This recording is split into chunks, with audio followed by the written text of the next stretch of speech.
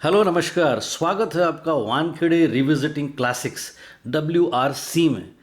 इस शो में मैं किसी एक क्लासिक फिल्म की बात करता हूं जो OTT प्लेटफॉर्म्स पर मौजूद है। आज मैं बात कर रहा हूं बैबल नाम की साइकोलॉजिकल ड्रामा फिल्म की, जो रिलीज़ हुई थी 2006 में और इस वक्त स्ट्रीम हो रही है कंपैरेटिवली नए OTT platform Lionsgate Play पर। इस फिल्म को डायरेक्ट किया था अलेजांद्रो गोंजालेस इनारितु ने और लिखा था गुइलर्मो अरायगा ने। ये इस मेक्सिकन डायरेक्टर राइटर जोड़ी की तीसरी फिल्म थी और इससे पहले वो ऑलरेडी पाथ ब्रेकिंग फिल्में एमेरोस पेरोस और 21 ग्राम साथ में कर चुके थे। यही अलेजांद्रो इनारितु है जिन्होंने बाद में 2014 में बर्डमैन और फिर 2015 में द रेवेनेंट के लिए लगातार 2 साल बेस्ट डायरेक्टर का ऑस्कर जीता। बैबल जब इन्होंने की थी तब ये इनका पहला इंटरनेशनल को प्रोडक्शन था जिसमें US, मेक्सिको और फ्रांस की प्रोडक्शन कंपनियां इन्वॉल्व थी। बैबल ये एक मल्टी नरेटिव ड्रामा है जिसमें 3 कहानियां 3 अलग अलग जगहों पर चलते रहती हैं। एक कहानी सेट है मोरक्को में, दूसरी है US और मेक्सिको में और तीसरी है जापान में। मोरक्को में एक बकरियां चराने वाला है जिसने अपने पड़ोसी से एक राइफल खरीदी और अपने 2 छोटे 10-12 साल के बच्चों को दे दी, जिससे कि वो बकरियों को चराते वक्त अगर कोई जानवर आ गया तो बच्चे उसे भगा सकें। बच्चे उस राइफल से खेल रहे हैं और गोलियां दाग कर उसकी रेंज चेक कर रहे हैं और ऐसे में एक टूरिस्ट बस में उनकी गोली चले जाती है जहां वो लग जाती है एक अमेरिकन टूरिस्ट को जो अपने पति के साथ ट्रैवल कर रही है। वो घायल हो जाती हैं और उसका पति और उस टूर का लोकल गाइड उस मोरक्को के छोटे से गांव में रुककर अब उसका इलाज कर रहे हैं। दूसरी कहानी चल रही है इसी अमेरिकन कपल के कैलिफोर्निया के घर में, जहां एक केयर टेकर है जो इनके दोनों बच्चों की देखभाल के लिए रखी गई है। ये केयर टेकर नैनी मेक्सिकन है और जब उसे खबर होती है कि इस अमेरिकन कपल में से लेडी को गोली लग गई है और उन्हें अमेरिका वापस आने में वक्त लगेगा तो वो परेशान हो जाती हैं, क्योंकि उसे अपने बेटे की शादी अटेंड करनी है मेक्सिको में जाकर। वो एक बड़ा निर्णय ले लेती हैं और इन अमेरिकन बच्चों को अपने साथ लेकर शादी में चले जाती है मेक्सिको के एक छोटे से गांव में, और वापसी में उसके साथ भी एक बड़ा हादसा हो जाता है।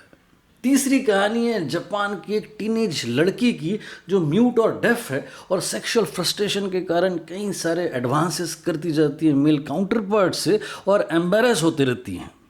उसके पिता है बड़े फेमस बिजनेसमैन जो किसी वक्त मोरक्को में हंटिंग ट्रिप के लिए गए थे और उन्होंने एक लोकल आदमी को एक राइफल गिफ्ट कर दी थी। इन तीनों कहानियों के तार जुड़े हैं उस राइफल से जो 3 कॉन्टिनेंट्स में हुए कई हादसों के लिए कारणीभूत है। बैबल एक नॉइस है, एक मिसकम्युनिकेशन है जिसके कारण कई सारे रिलेशनशिप्स में दरारों और हादसों का जन्म होता है। एक कॉन्टिनेंट में एक एक्शन के रिएक्शन या इकोज दूसरे कॉन्टिनेंट तक गूंजते हैं। कहानी का नॉन लीनियर फॉर्म और स्क्रीन पे इतना मजबूत है कि आप बस उन पात्रों के साथ अपने आप जुड़ते चले जाते हो। इससे उस साल कांस इंटरनेशनल फिल्म फेस्टिवल में शीर्ष अवार्ड मिला था और उसी साल golden globe award for best motion picture drama भी इसी को मिला था। और साथ ही साथ ये डोमिनेटेड थी ऑस्कर्स में 7 कैटेगरीज में, जिसमें थे best picture, best director, best supporting actress और बेस्ट ओरिजिनल स्कोर। एक्टर्स में थे ब्रैड पिट, केट ब्लैंचेट, गेल गार्शिया बर्नाल और सपोर्टिंग एक्ट्रेसेस में थे ऑस्कर नॉमिनेटेड रिंको किकुचिन और एंड्रियाना बराजा।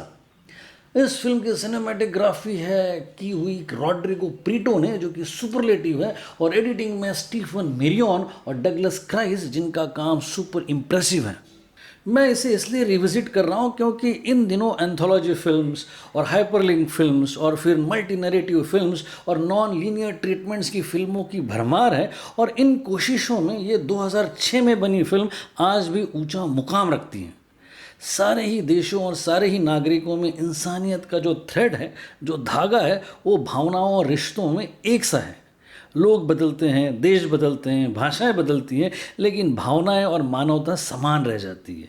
ये सीख देती है ये 143 मिनट की फिल्म जो 20 मिलियन के बजट में बनी थी उस वक्त, और इसने बिजनेस किया था 135 मिलियंस का वर्ल्ड वाइड।